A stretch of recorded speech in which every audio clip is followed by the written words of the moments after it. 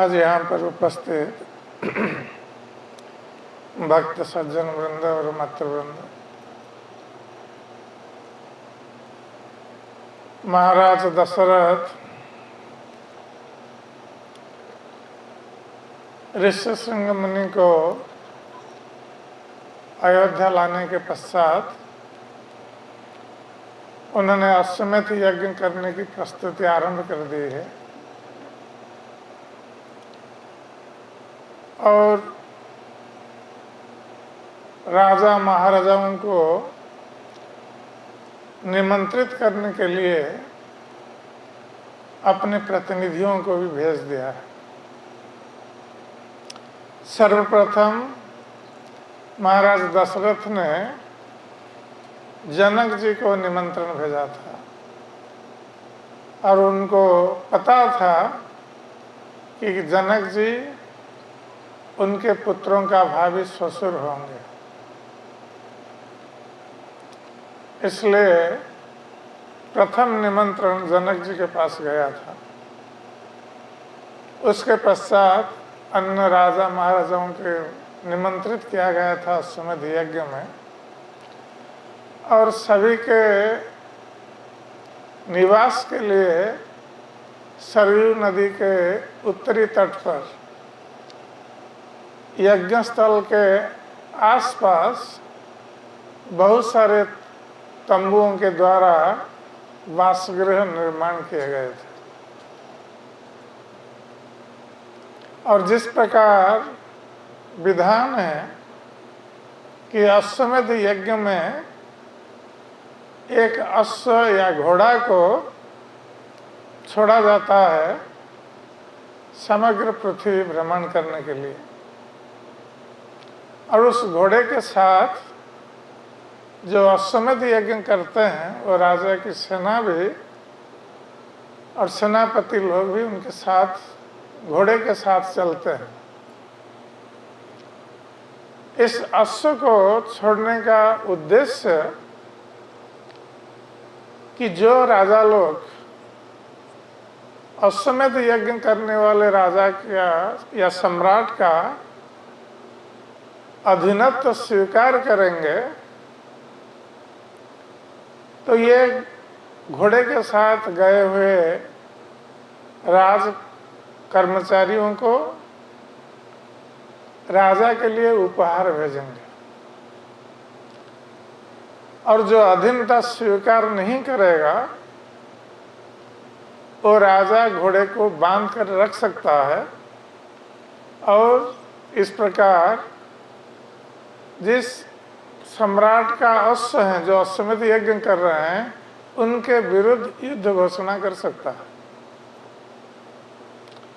और उस युद्ध में यदि अश्वमेध यज्ञ करने वाला सम्राट उस राजा को पराजित कर देता है तो उसको सम्राट की अधीनता स्वीकार करनी पड़ती है। यदि सम्राट को पराजित कर देता है तो वो अश्वमेध यज्ञ करने वाला सम्राट ये अश्वमेध यज्ञ नहीं कर सकता। अश्वमेध यज्ञ करने का उद्देश्य है कि सारे राजा लोग उसके अधीन में। तो इस प्रकार अश्वमेध यज्ञ का घोड़ा ये छोड़ा गया भ्रमण के लिए, उसके साथ राज कर्मचारी और सेना ये सब साथ चले और 1 वर्ष के बाद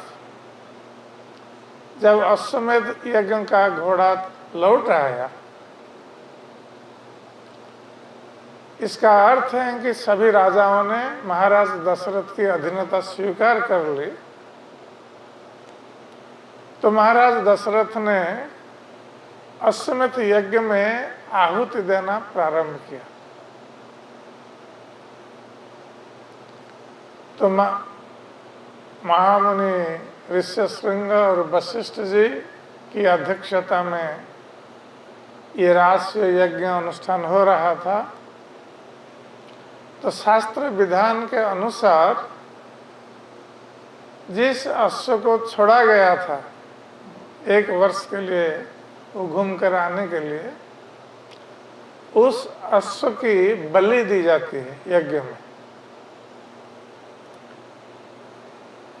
यद्यपि कलयुग में अश्वमेध यज्ञ करना मना है, क्योंकि कलयुग में इस प्रकार के यज्ञ अनुष्ठान करने के लिए उपयुक्त ब्राह्मण नहीं है। वेदों का मंत्र अभी भी है वेदों में, किंतु उन मंत्रों का उच्चारण यदि सही ढंग से ना किया जाए तो उस मंत्र का फल प्राप्त नहीं होता है।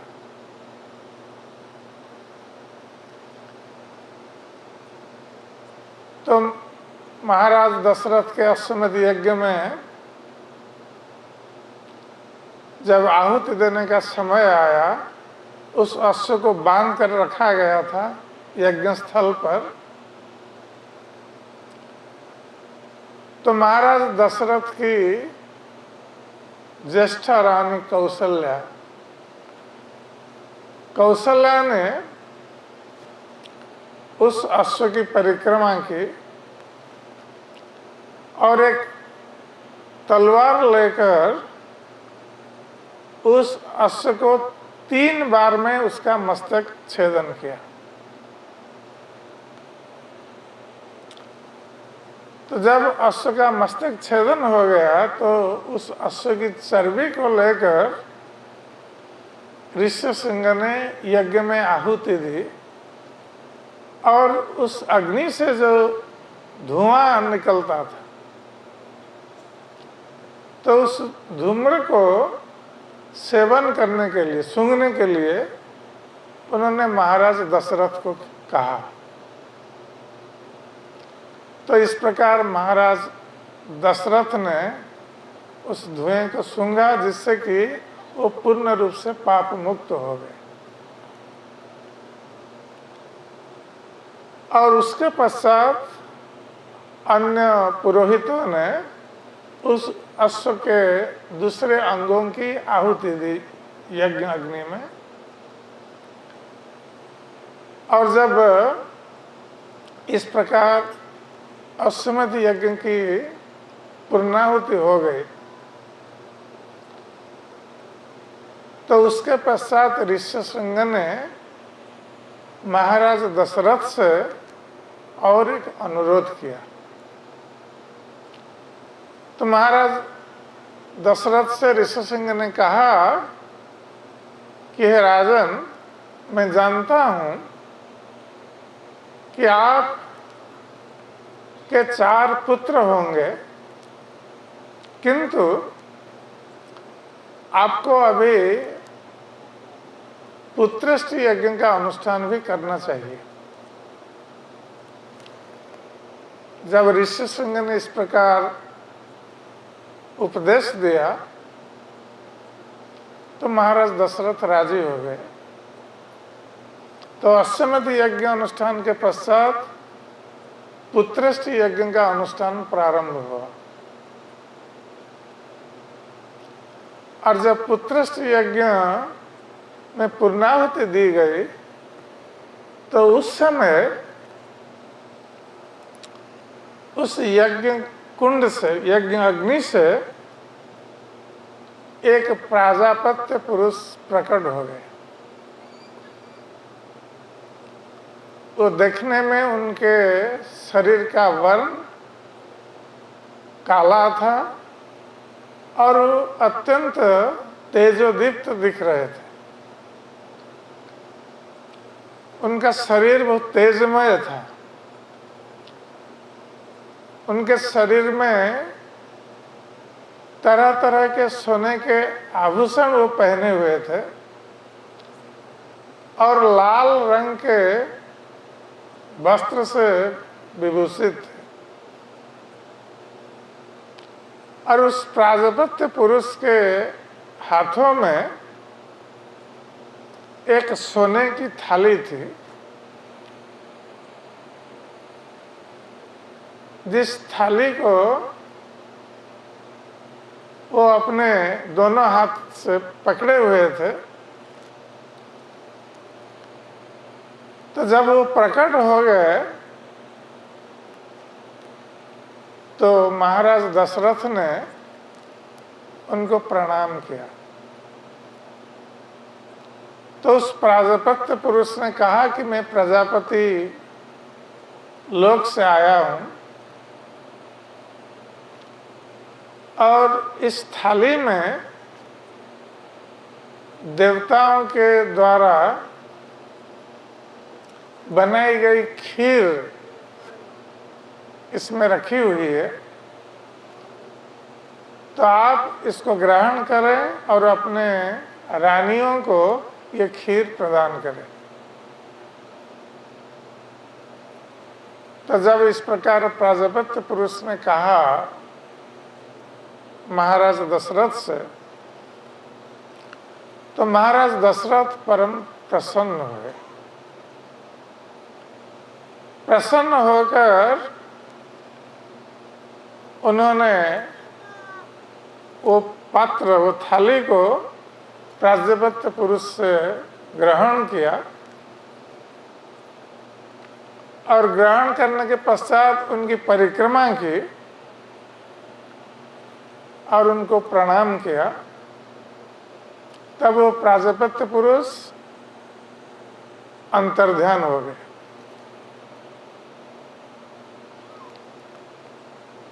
तो यज्ञ का फल तुरंत प्राप्त होने के पश्चात महाराज दशरथ तुरंत गए अपने राजमहल में। राजमहल में जाकर उन्होंने अपनी रानियों को बुलाया। तो तीनों रानी कौशल्या, सुमित्रा और कैकेयी, ये तीनों रानी प्रसन्न चित्त होकर उनके सामने उपस्थित हुई। तो प्राजापत्य पुरुष से प्राप्त क्षीर को महाराज दशरथ ने 2 भाग किया। तो 2 भाग से आधा भाग उन्होंने पहले कौशल्या जी को अर्पित किया और जो आधा भाग बचा उसको महाराज दशरथ ने पुनः 2 भाग किए और उन 2 भागों से एक भाग उन्होंने सुमित्रा को प्रदान किया और जो बची हुई खीर थी उसको पुनः 2 भाग किए। उससे एक भाग उन्होंने कैकेयी को प्रदान किया और बचा हुआ भाग पुनः सुमित्रा को प्रदान किया। तो इस प्रकार रानियां दिव्य खीर को प्राप्त होकर बहुत प्रसन्न हो गई। अब उनको ये विश्वास हो गया कि अभी ये लोग पुत्रों की माता बनने वाली। तो इस प्रकार यज्ञ समाप्ति के बाद सारे राजा महाराज लोग अपने देश में चले गए और ये तीनों रानियां गर्भवती जानकर महाराज दशरथ बहुत प्रसन्न हुए और इस प्रकार 12 महीने बीत गए। 12 महीने के अंत में इस चैत्र मास के शुक्ल पक्ष नवमी के दिन भगवान रामचंद्र प्रकट हुए माता कौशल्या के गर्भ से। जय भगवान रामचंद्र की जय। उसके पश्चात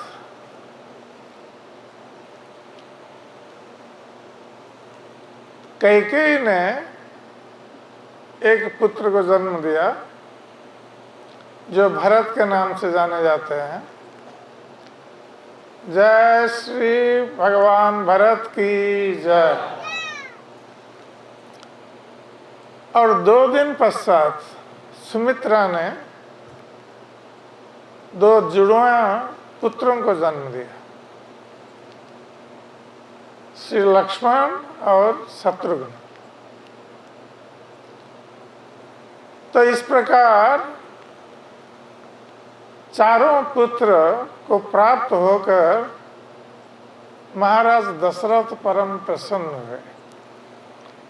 तो ये कोई साधारण पुत्र नहीं थे, ये स्वयं भगवान विष्णु के अंश थे। जब ये पुत्रश्री यज्ञ अनुष्ठान हो रहा था तो उस समय देवता लोग जो रावण से अत्यंत भीतत्रस्त थे और रावण को वध करने के लिए उपाय खोज रहे थे, तो ये सारे देवता लोग ब्रह्मा जी के पास गए थे और ब्रह्मा जी से अनुरोध किया था कि आप कुछ उपाय निकालिए जिससे कि रावण का वध हो सके, क्योंकि आपके वरदान से रावण इतना शक्तिशाली बन गया है कि हम लोग उससे डर कर रहते हैं और उसका सामना नहीं कर पाते। इसलिए सारा संसार रावण के द्वारा पीड़ित है। वो ब्राह्मणों पर अत्याचार कर रहा है, मुनि ऋषियों पर अत्याचार कर रहा है, स्त्रियों पर अत्याचार कर रहा है। इसलिए सारा जगत उसके अत्याचार से अतिष्ठ है। तो जब देवताओं ने इस प्रकार ब्रह्मा जी से निवेदन किया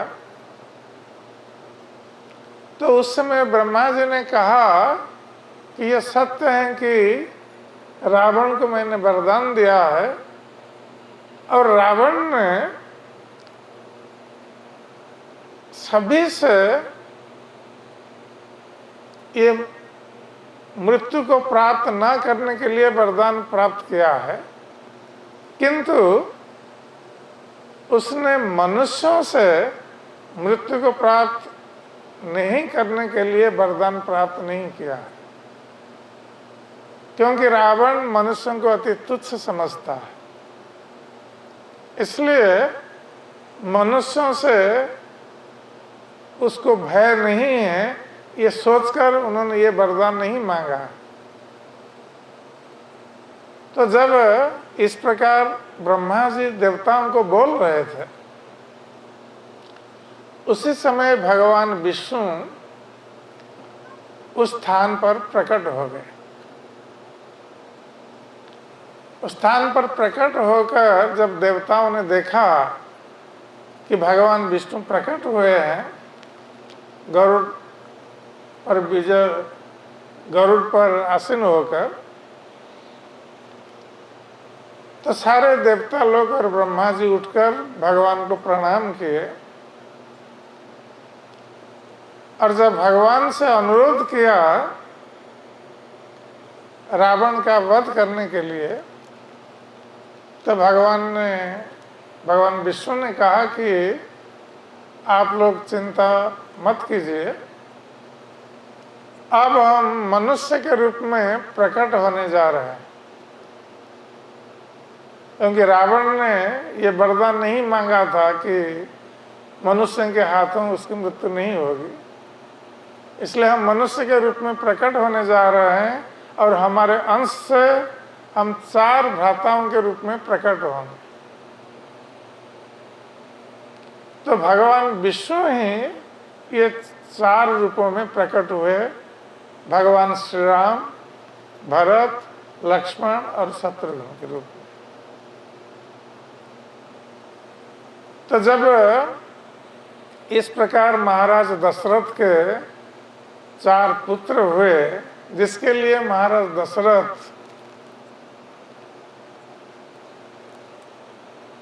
अत्यंत दुखी रहते थे पुत्रों के बिना, और अयोध्या की प्रजा भी राजा के दुख में, वो प्रजा भी दुखी थी।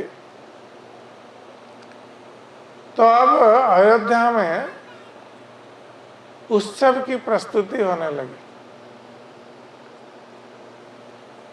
महाराज दशरथ के घर पर राजमहल में जब ये उत्सव चल रहा था, तो सारे प्रजा लोग अपने अपने घर से बाहर निकलकर ये राजमार्ग पर नृत्य और उत्सव मना रहे थे। अयोध्या दुल्हन की तरह सजी हुई थी। चारों ओर सुवासित जल से सिंचन किया गया था और फूल बिछे हुए थे रास्ते में, और नर्तक लोग नृत्य कर रहे थे, गायक लोग गान कर रहे थे, और जो वादक थे वो वाद्य बजा रहे थे। इस प्रकार चारों ओर उत्सव का वातावरण था। महाराज दशरथ अत्यंत प्रसन्न होकर ब्राह्मणों को, मुनि ऋषियों को और साधारण जनता को अपने पुत्रों के मंगल कामना के लिए वो दान लुटा रहे थे।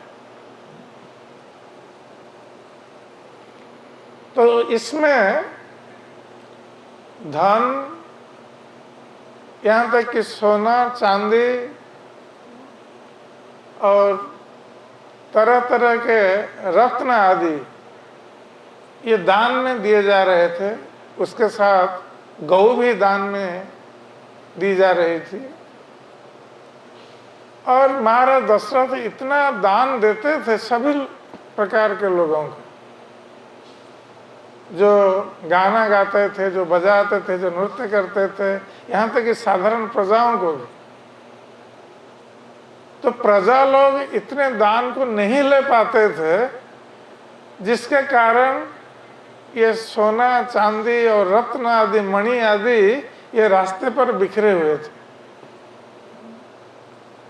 तो महाराज दशरथ इतने समृद्धिशाली थे कि रास्ते में ये सब धन रत्न पड़े रहते थे, लोग नहीं ले पाते थे। इस प्रकार भगवान के आविर्भाव उत्सव अयोध्या में धूमधाम से मनाया गया। 12 दिन के पश्चात वशिष्ठ मुनि ने ये 4 भ्राताओं का नामकरण संस्कार और जातकर्म संस्कार आदि संपन्न किए। उसके पश्चात महाराज दशरथ ने वशिष्ठ मुनि को इनके सारे संस्कार करने के लिए अनुरोध किया।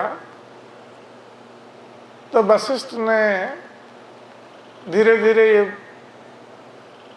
बालकगण बड़े होने लगे और उनका उपनयन संस्कार वशिष्ठ मुनि ने कराया। और जिस प्रकार उपनयन संस्कार के पश्चात विद्या ग्रहण करने के लिए गुरुकुल में भेजे जाने की प्रथा है। तो ये चारों कुमार वशिष्ठ मुनि के आश्रम में गए विद्या अर्जन के लिए उपनयन संस्कार के पश्चात, और वशिष्ठ मुनि से वेदों की शिक्षा, उसके साथ साथ अस्त्र विद्या की शिक्षा और ज्योतिष शास्त्र की शिक्षा, हर तरह की शिक्षा जो है ये चारों कुमारों ने प्राप्त किया। धनुर्विद्या की शिक्षा उन्होंने भी प्राप्त किया। और जब इस प्रकार 16 साल के हो गए कुमारगण,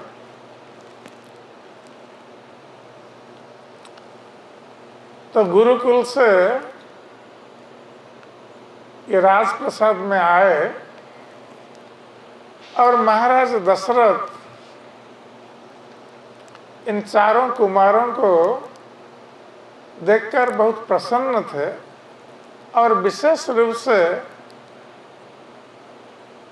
राम उनके अति प्रिय थे।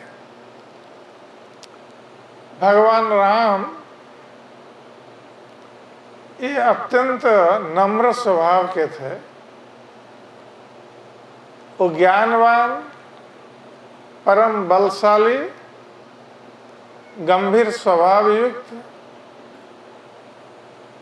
और सभी प्रजाओं के प्रिय भी थे। उनके व्यवहार से पिता माता, परिवार के सदस्य, राज परिवार के सदस्य और प्रजा ये सभी प्रसन्न थे। भगवान रामचंद्र के भ्रातागण भी राम के प्रति आकृष्ट थे। विशेष रूप से लक्ष्मण का प्रेम राम के प्रति सर्वाधिक था। वो राम के बिना वो रह नहीं सकते थे। जहां रामचंद्र जाते थे लक्ष्मण उनके पीछे पीछे चलते थे। और भगवान रामचंद्र भी लक्ष्मण को बहुत प्रेम करते थे और लक्ष्मण के बिना वो अपने जीवन को अधूरा मानते थे। कहीं भी भगवान रामचंद्र आखेट में शिकार करने के लिए वन में जाएं तो लक्ष्मण को साथ लेकर चलते थे। इसलिए इन दोनों भ्राताओं का आपस में विशेष प्रेम भाव रहता था। उसी प्रकार भरत और शत्रुघ्न में भी ये प्रेम भाव रहता था। भरत शत्रुघ्न के प्रति प्रेम भाव रखते थे और शत्रुघ्न भरत के प्रति प्रेम भाव रखते थे। और इसके साथ साथ राम के प्रति सभी प्रेम भाव रखते थे। तो जब इनको 16 साल की आयु हो गई तो एक बार महाराज दशरथ ये वशिष्ठ मुनि के साथ राज दरबार में विचार विमर्श कर रहे थे। वो सोच रहे थे कि अब राम की आयु विवाह योग्य हो गई है, इसलिए उनको विवाह देना आवश्यक है। तो जब इस प्रकार चर्चा कर रहे थे तो उसी समय विश्वामित्र मुनि महाराज दशरथ के राज दरबार में पधारे। विश्वामित्र मुनि जो कि ब्रह्मर्षि थे और अपने तप बल के कारण वो बहुत प्रसिद्ध भी थे। तो जब विश्वामित्र मुनि महाराज दशरथ के राज दरबार में आए तो महाराज दशरथ ने उनकी अगवानी की, आगे जाकर उनका आदर सत्कार किया, उनको अपने राज दरबार में ले आए और उनको बहुमूल्य आसन प्रदान किया और उनका अच्छी तरह सत्कार किया। उसके पश्चात जब मुनिवर आसीन हो गए तो महाराज दशरथ ने उनसे पूछा कि हे मुनिश्रेष्ठ, जन्म मृत्यु के चक्र से मुक्त होने का जो साधन, जो तप आप अनुष्ठान कर रहे हैं, क्या वह तप आपका कुशलता पूर्वक अनुष्ठित हो रहा है? इसमें कोई बाधा तो उत्पन्न नहीं हो रही है? ये हमारा परम सौभाग्य है कि आप जैसे ब्रह्मर्षि हमारे दरबार में पधारे। आपको प्राप्त होकर आज अयोध्या धन्य हो गई।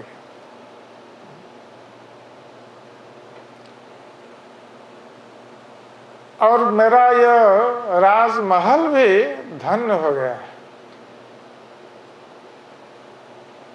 तो इसलिए आप यहाँ पर किस उद्देश्य से आए हैं, हम आपकी क्या सेवा कर सकते हैं,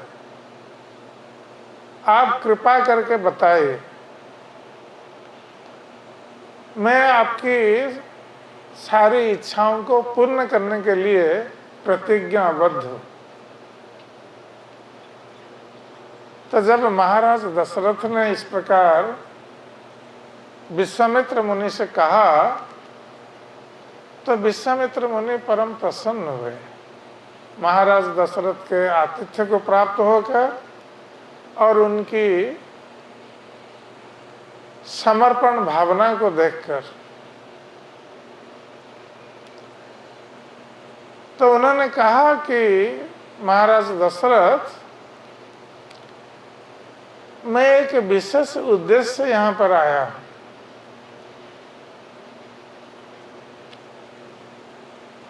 मैं एक यज्ञ अनुष्ठान कर रहा हूँ और उस यज्ञ अनुष्ठान में असुर लोग विघ्न डालते रहते हैं। हमने कई बार प्रयास किया है, किंतु जब ये यज्ञ अनुष्ठान का पूर्ण होने का समय आ जाता है, हम पूर्णाहुति देने के लिए प्रयास करते हैं, उस समय ये असुर लोग आकर उस यज्ञ स्थल को कलुषित कर देते हैं और इस प्रकार में हमारा यज्ञ अनुष्ठान में बाधा उत्पन्न हो जाती है। तो उस यज्ञ अनुष्ठान को सुचारू रूप से करने के लिए, इन बाधा विघ्नों को दूर करने के लिए मैं आपका पुत्र राम को लेने आया। आप पुत्र मोह को त्याग करके राम को मेरे साथ भेज दीजिए। राम इन असुरों का वध करके 8-10 दिन में आपके पास लौट आएगा। आप चिंता मत करिए। तो विश्वामित्र की इच्छा को सुनते ही दशरथ महाराज जो राम के प्रति अत्यंत स्नेहशील थे। राम उनके प्राण सदृश थे। विश्वामित्र उनके प्राण सदृश राम को लेने आए हैं, ये सुनकर तुरंत महाराज दशरथ अपने राज सिंहासन पर बैठे हुए मूर्छित हो गए, क्योंकि राम का एक पल का विरह सहन करने के लिए महाराज दशरथ प्रस्तुत नहीं थे। राम के बिना जीवन धारण करना उनके लिए संभव नहीं था। इसलिए राम के विरह के बारे में सोचकर वो मूर्छित हो गए। थोड़े समय पश्चात महाराज दशरथ की चेतना लौट आई और महाराज दशरथ ने जब देखा कि विश्वामित्र सामने बैठे हुए हैं, पुनः उनके मन में आया कि विश्वामित्र मेरे राम को मुझसे ले जाने के लिए आए हैं और राम के बिना मेरा जीवित रहना संभव नहीं है। ये सोचकर पुनः मूर्छित हो गए।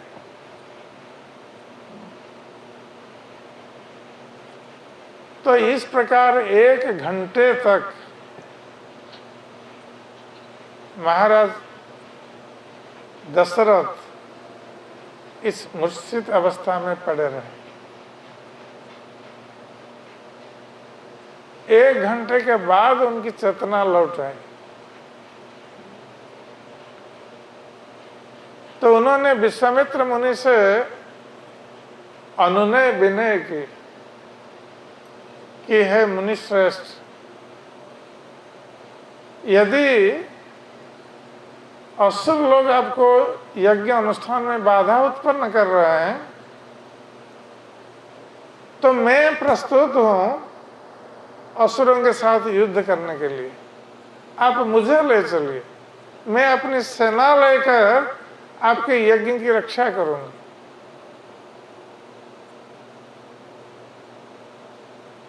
तो विश्वामित्र मुनि ने कहा कि दशरथ, तुम नहीं जानते हो कि ये असुर कितने बलशाली हैं। तो दशरथ ने पूछा कि ये असुर कौन है? तो विश्वामित्र ने कहा कि ये इनका नाम सुबाहु और मारीच है। ये दोनों रावण के संरक्षण में रहकर ये मुनियों पर, मुनि ऋषियों पर अत्याचार कर रहे हैं। रावण जब स्वयं मुनि ऋषियों का यज्ञ नष्ट करने नहीं आता है तो इन लोगों को भेजता है। इसलिए दोनों रावण के संरक्षण में हैं और इनका वध करने के लिए राम ही उपयुक्त है। तो रावण का नाम सुनकर महाराज दशरथ भयभीत हो गए। वो जो कह रहे थे कि वो जाकर युद्ध करेंगे असुरों से, तो उन्होंने कहा कि नहीं, रावण और उसके अनुचरों के साथ युद्ध करना मेरे बस की बात नहीं।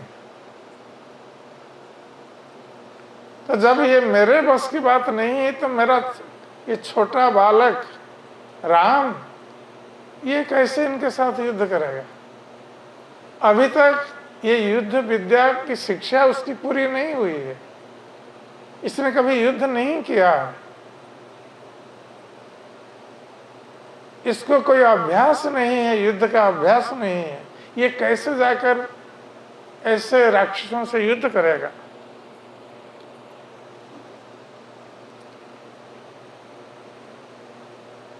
तो विश्वामित्र ने कहा कि दशरथ, मैं राम को जानता हूं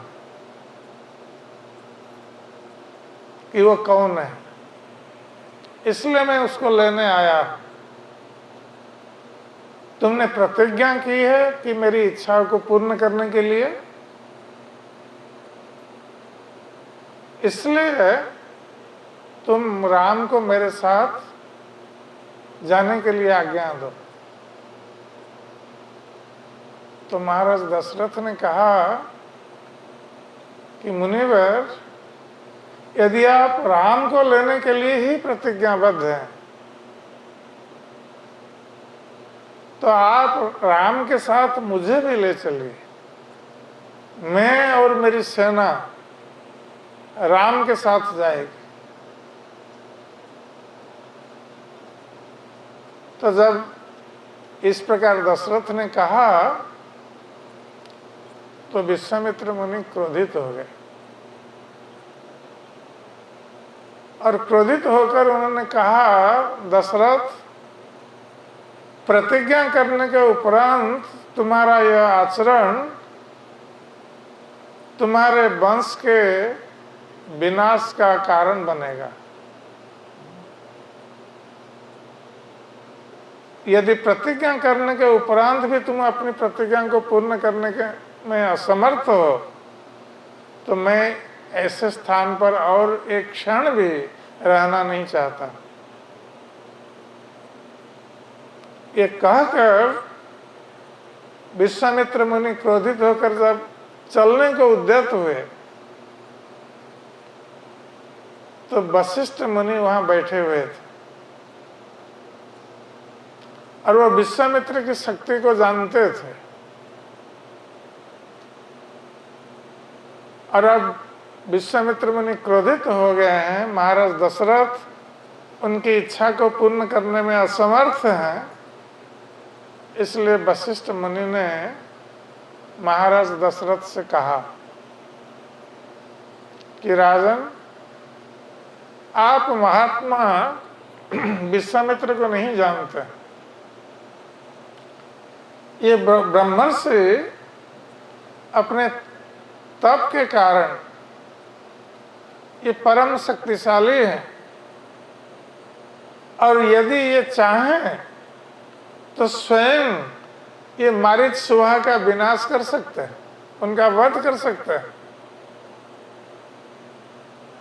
किंतु वो समर्थ होने पर भी वो तुम्हारे पुत्र राम को मांग रहे हैं, राम की याचना कर रहे हैं, इसलिए कर रहे हैं कि वो राम को यशस्वी बनाना चाहते हैं। और विश्वामित्र ये बहुत सारे दिव्य अस्त्रों के अधिकारी भी हैं, तो इनके साथ राम को छोड़ देना ये राम के लिए कल्याणकारी होगा और तुम्हारे लिए भी कल्याणकारी बनेगा। तो जब वशिष्ठ मुनि ने इस प्रकार उपदेश प्रदान किया महाराज दशरथ को, तो महाराज दशरथ अब उन्होंने चिंता को त्याग दिया। उनकी जो बहुत बड़ी चिंता थी कि मेरे पुत्र का क्या होगा, उन्होंने चिंता को त्याग दी और सहर्ष राम को विश्वामित्र के साथ छोड़ने के लिए राजी हो गए। तो उन्होंने राम को बुलाया राजसभा में। तो जब भगवान रामचंद्र आए राजसभा में तो लक्ष्मण भी जो उनके साथ साथ रहते थे सदा सर्वदा, वो भी रामचंद्र के साथ राजसभा में आ गए।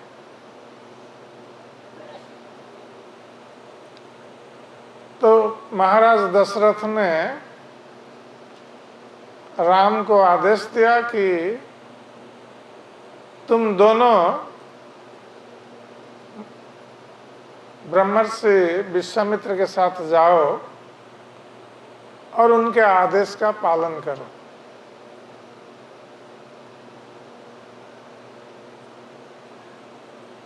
तो भगवान श्री राम और लक्ष्मण दोनों राजी हो गए तुरंत और अपने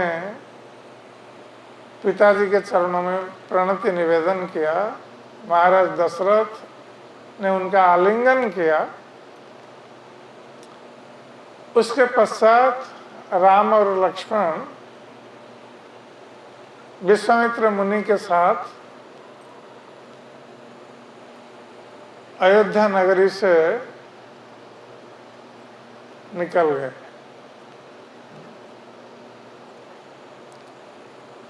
तो विश्वामित्र मुनि के पीछे पीछे राम और लक्ष्मण चल रहे थे।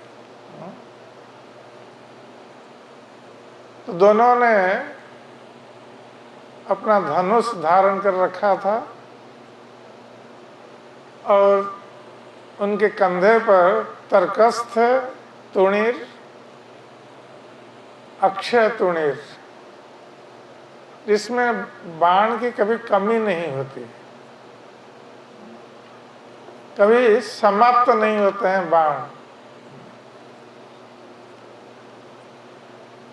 तो इस प्रकार राम लक्ष्मण सरयू नदी के तटवर्ती प्रदेश में होकर विश्वामित्र मुनि के साथ चल रहे हैं। तो जब 20 किलोमीटर तक वो आगे निकल गए तो विश्वामित्र मुनि रुक गए।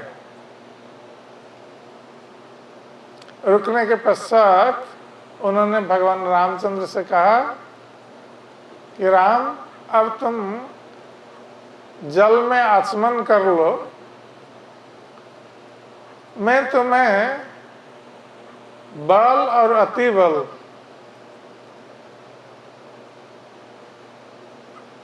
की विद्या की शिक्षा देना चाहता हूं। तो उनके कहने पर भगवान रामचंद्र ने आचमन किया जल से और विश्वामित्र मुनि ने बल और अतिबल विद्या की दीक्षा दी भगवान रामचंद्र को। और उन्होंने कहा कि इस विद्या के प्रभाव से तुम्हारी थकान मिट जाएगी, तुम भूख प्यास को प्राप्त नहीं होगे और तुम शक्ति और ज्ञान को भी प्राप्त होगे। तो इस प्रकार भगवान रामचंद्र बल अतिबल को प्राप्त हुए। उसको प्राप्त होकर उनका शरीर और तेजोदीप्त होने लगा।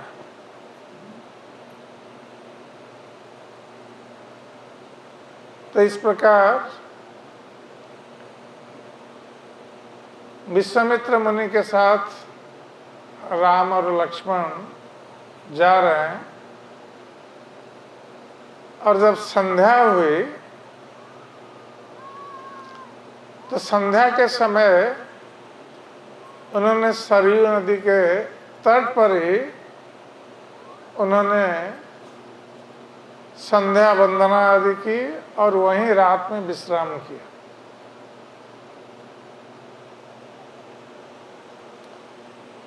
तो दूसरे दिन प्रातः काल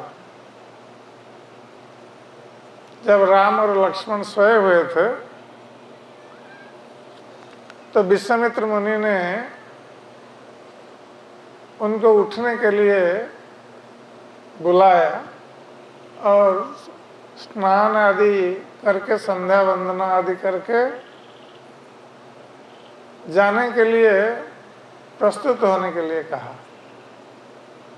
तो राम और लक्ष्मण दोनों स्नान आदि समाप्त करके पुनः विश्वामित्र मुनि के साथ चल पड़े। इस प्रकार जाते जाते ये सरयू और गंगा नदी के संगम स्थल पर पहुंचे। तो सरयू नदी जहां गंगा के साथ मिलती है,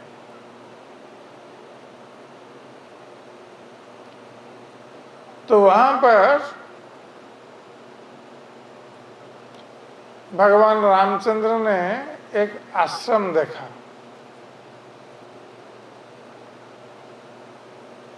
तो उन्होंने पूछा विश्वामित्र मुनि से कि यह आश्रम किसका है।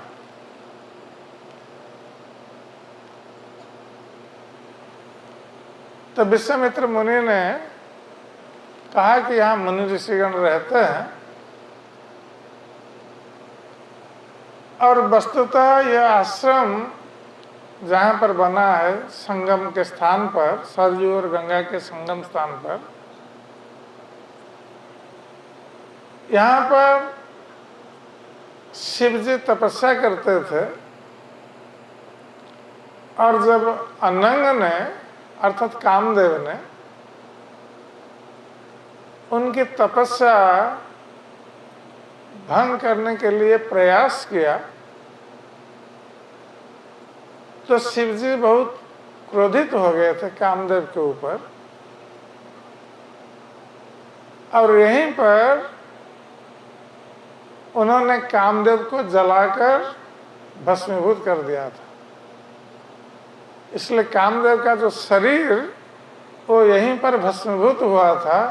उसके बाद कामदेव को अनंग कहा जाने लगा, जो अंग रहित है।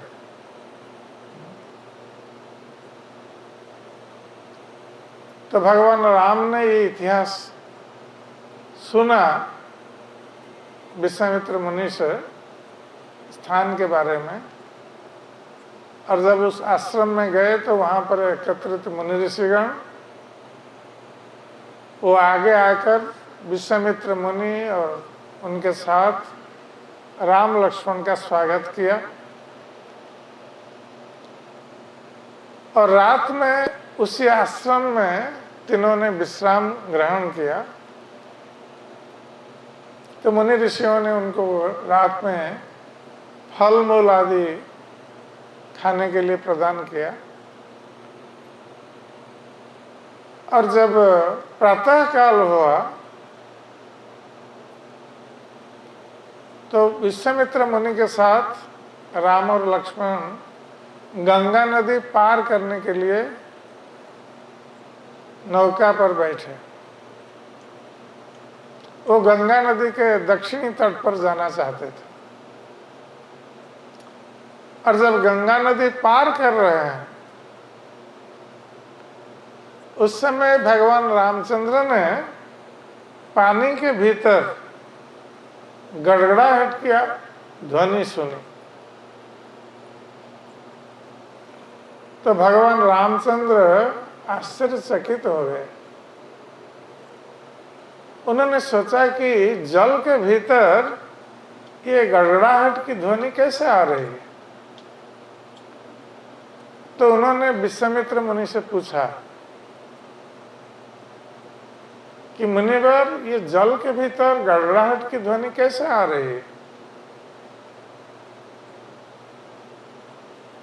तो विश्वामित्र ने कहा कि ब्रह्मा ने कैलाश पर्वत पर अपने मन से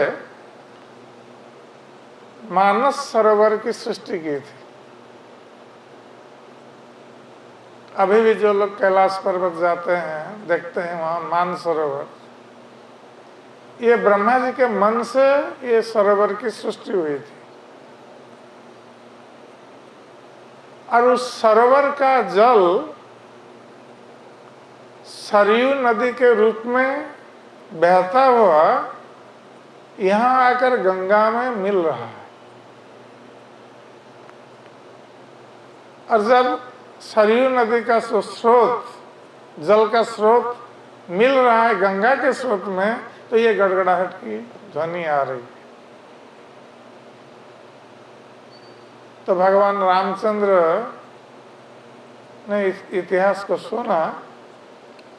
उसके पश्चात उन्होंने गंगा पार कर गए, पार किया नाव के द्वारा। और जब गंगा के दक्षिणी तट पर आ गए, दक्षिणी तट पर आने के पश्चात थोड़ी दूर वो आगे बढ़े, तो भगवान रामचंद्र ने देखा एक बहुत बड़ा घना जंगल, जिस जंगल में बहुत बड़े बड़े वृक्ष हैं, घने वृक्ष हैं,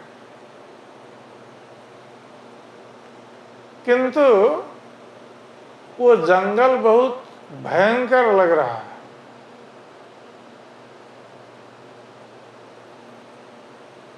तो भगवान रामचंद्र आश्चर्यचकित हुए कि यहाँ पर कोई प्राणी दिखाई नहीं दे रहे हैं और ये जंगल बहुत भयंकर लगता है। इसका अर्थ है कि यहाँ कोई निवास नहीं कर रहा है। तो उन्होंने विश्वामित्र मुनि से इसका इतिहास पूछा कि ये घना जंगल इतना भयंकर क्यों लग रहा है। तो विश्वामित्र मुनि ने इसका इतिहास बताया। उन्होंने कहा, जब इंद्र ने वृत्रासुर का वध किया था, तो वृत्रासुर का वध करने के पश्चात इंद्र को ब्रह्म हत्या पाप लगा था। तो उस पाप के कारण इंद्र बहुत व्यथित थे। तो उनकी व्यथा को देखकर देवता लोग गंगा जल के द्वारा इंद्र का स्नान कराया था यहीं पर। और उस स्नान से इंद्र का जो पाप रूपी जो मल है, ये यहीं फेंक दिया था। उस पाप रूपी जल को यहीं इस वन में फेंका था। और इसके फल स्वरूप इंद्र ने ये आशीर्वाद दिया था इस वन को कि इस वन में ये 2 समृद्धिशाली नगर प्रतिष्ठित होंगे। इसलिए इस स्थान का नाम या नगर का नाम करुष और मलद नाम पड़ा। किंतु बाद में एक राक्षसी जिसका नाम ताटका है, ये आकर इस वन में रहने लगी और इस यहाँ पर जो समृद्धिशाली नगर बसा हुआ था उसको उजाड़ दिया, उसको नष्ट भ्रष्ट कर दिया। और जो लोग यहाँ बसे हुए थे वो भयभीत होकर यहाँ से भाग गए। यहाँ कोई इस राक्षसी के भय से यहाँ कोई निवास करने के लिए नहीं चाहा। अब वो ताटका इस वन में निवास कर रही है और उसके कारण इस वन में दूसरा कोई प्राणी दृष्टिगत नहीं होता है।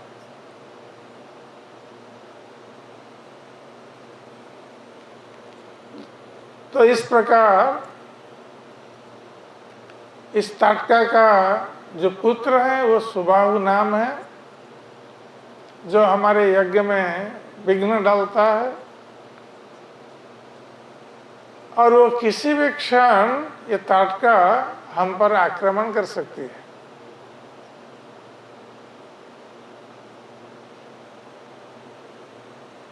तो इस ताटका का वध करना राम, ये तुम्हारा प्रथम कर्तव्य है।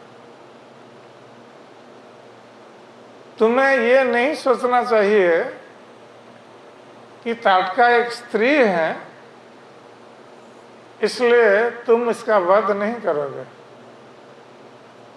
विशेष रूप से क्षत्रिय लोग ब्राह्मण, स्त्री, वृद्ध, बालक इनका वध नहीं करते हैं, और विशेष रूप से स्त्री का वध नहीं करते हैं। तो विश्वामित्र को यह भय था कि रामचंद्र क्षत्रिय कुल में आविर्भूत हुए थे, इसलिए हो सकता है कि ताटका को स्त्री जानकर इसका वध नहीं करेंगे। तो पहले से उन्होंने इसलिए बता दिया था कि इसको स्त्री मान करके इसको मत छोड़ देना, इसका वध अवश्य करना। तो उस समय जब विश्वामित्र ने इस प्रकार आज्ञा दी तो भगवान रामचंद्र ने अपना धनुष उठाया और धनुष पर अपने उसकी प्रत्यंचा चढ़ा दी। प्रत्यंचा चढ़ा करके उन्हें उसको खींचा जोर से, और खींच करके बिना बाण के ऐसे खींच करके छोड़ दिया, जिससे धनुष की टंकार ध्वनि तीव्र वेग से चारों ओर परिव्याप्त होने लगी। और उस धनुष की टंकार ध्वनि से जिस प्रकार पूरा वन गुंजायमान हुआ, तो उस ध्वनि को सुनकर ताटका, जो उस वन में निवास करती थी, उसने सोचा कि कोई इस वन में आया है, तो वो आक्रमण करने के लिए उसने छलांग लगाई आकाश में।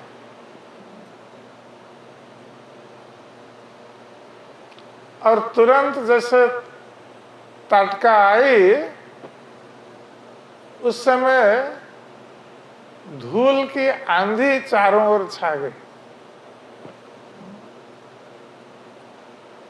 चारों ओर धूल उड़ने लगी।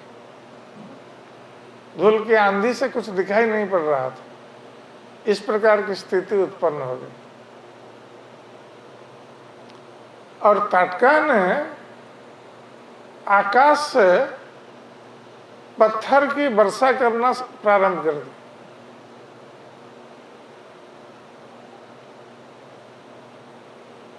तो जब इस प्रकार पत्थर की वर्षा होने लगी और कुछ दिखाई नहीं पड़ रहा है, तो भगवान रामचंद्र ने अपना बाण चलाया और जो भी पत्थर गिर रहे थे सारे पत्थरों को चूर्ण विचूर्ण कर दिया।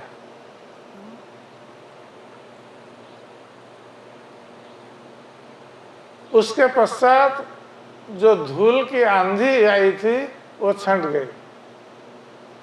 तो भगवान रामचंद्र ने देखा ताटका को आकाश में, तो उन्होंने सोचा, वो लक्ष्मण से कह रहे थे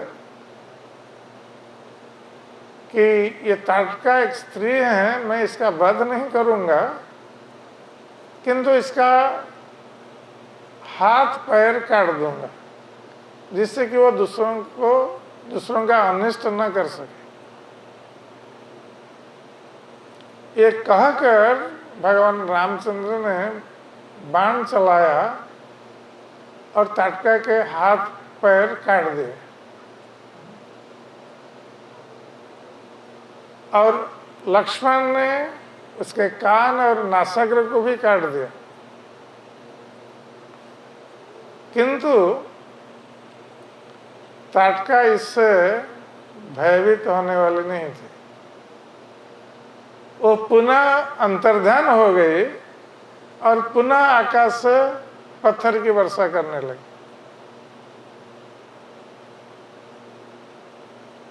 तो भगवान रामचंद्र ने पुनः अपना बाण चलाकर पत्थरों को चूर्ण विचूर्ण कर दिया। तो विश्वामित्र ने देखा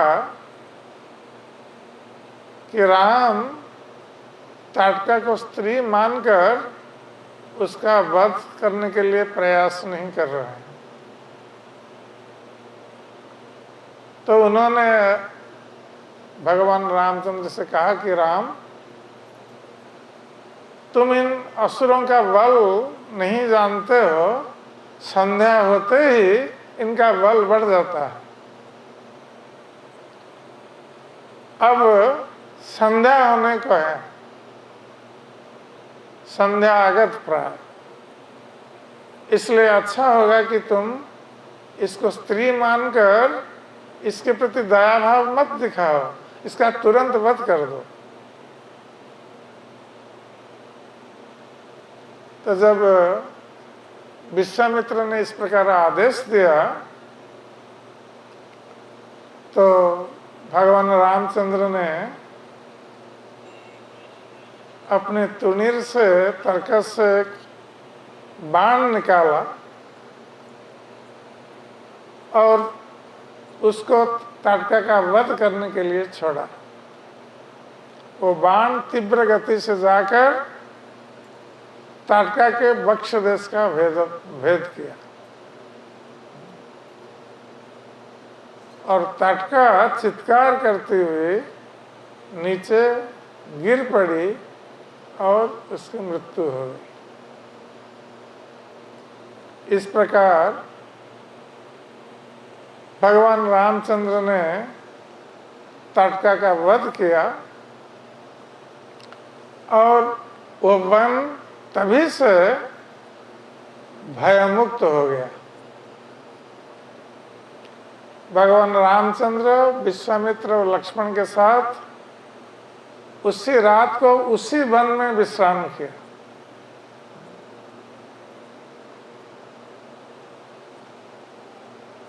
और दूसरे दिन प्रातःकाल नदी में स्नान करके वो आगे निकले तो कुछ दूर जाने के पश्चात भगवान रामचंद्र ने और एक आश्रम देखा।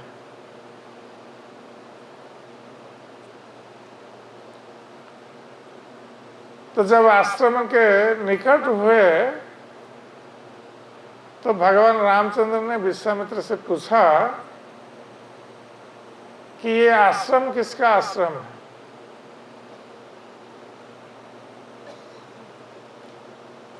तो विश्वामित्र मुनि ने कहा कि ये आश्रम अत्यंत पवित्र स्थान है, क्योंकि यहाँ पर भगवान वामन देव निवास कर रहे थे और इसी आश्रम में मेरा भी निवास स्थान है। इस प्रकार कहकर विश्वामित्र जी के साथ राम और लक्ष्मण उस आश्रम में प्रविष्ट हुए। तो उस आश्रम में विश्वामित्र के शिष्यगण थे। तो उन लोगों ने राम लक्ष्मण का स्वागत किया और अपने गुरु का स्वागत किया और राम और लक्ष्मण दोनों ने वहाँ रात में फल मूल खाकर विश्राम किया और दूसरे दिन से विश्वामित्र ने अपना यज्ञ प्रारंभ किया।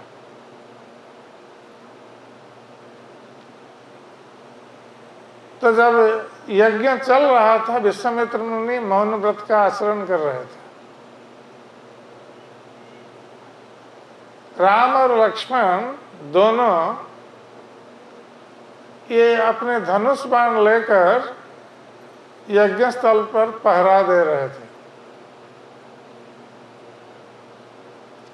6 दिन और 6 रात व्यतीत हो गए, यज्ञ चलता रहा। जब 6वें दिन रात्रि काल में जब पूर्णाहुति देने का समय आया,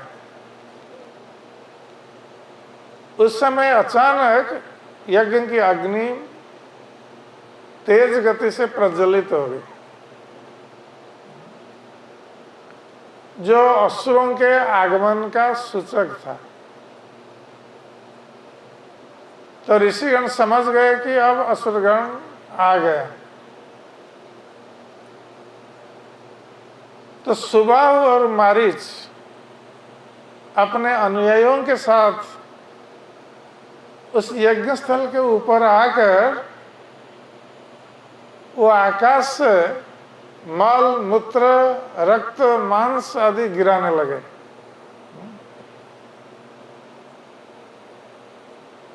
तो जब भगवान रामचंद्र ने देखा कि ये लोग गिरा रहे हैं, तो भगवान रामचंद्र ने एक बाण चलाया, जिससे वो मारीच के प्रति बाण चलाया, किंतु उसको मारने की इच्छा से नहीं। भगवान रामचंद्र सोच रहे थे कि मारीच की अभी आयु कुछ बाकी है, इसलिए उनको मारा नहीं। जब उनका बाण मारीच की छाती में लगा तो वो मारीच 100 योजन दूर, योजन 4 क्रोश होता है, 8 मील, तो 100 योजन 800 मील दूरी पर समुद्र के गर्भ में जाकर गिरा मारीच। अब भगवान रामचंद्र ने दूसरा बाण चलाया, तो उन्होंने सुबाहु का वक्ष भेदन किया और सुबाहु मृत्यु को प्राप्त हो गया। और दूसरे जो असुरगण उनके अनुयायी थे, वो सब भयभीत होकर भाग गए। जब यज्ञ स्थल असुर शून्य हो गया, तो विश्वामित्र मुनि ने यज्ञ में पूर्णाहुति प्रदान की। अब उनका यज्ञ संपन्न हो गया। तो यज्ञ संपन्न होने के बाद राम और लक्ष्मण दूसरे दिन प्रातःकाल विश्वामित्र मुनि के पास गए और उनसे पूछा कि मुनिश्रेष्ठ, अब हमें आप बताइए कि हम आपकी और क्या सेवा कर सकते हैं। तो विश्वामित्र मुनि ने बताया, और वहां पर उपस्थित दूसरे उनके शिष्यगण थे, तो उन्होंने बताया कि अब महाराज जनक मिथिला में एक बहुत बड़ा यज्ञ अनुष्ठान कर रहे हैं, और उस यज्ञ अनुष्ठान में भाग लेने के लिए बहुत सारे देशों से राजा महाराज लोग आ रहे हैं, बहुत सारे ब्राह्मणगण आ रहे हैं, और हम लोग भी सोच रहे हैं कि हम लोग भी यज्ञ सामग्री साथ लेकर महाराज जनक के यज्ञ में भाग लेने के लिए मिथिला चले। तो राम और लक्ष्मण इस प्रस्ताव में राजी हो गए, और दूसरे दिन प्रातःकाल सारे मुनि ऋषिगण 100 रथों में यज्ञ की सामग्री भरकर सभी लोग मिथिला की ओर प्रस्थान करने लगे। अब आगे की कथा हम कल सुनाएंगे। हरे कृष्ण।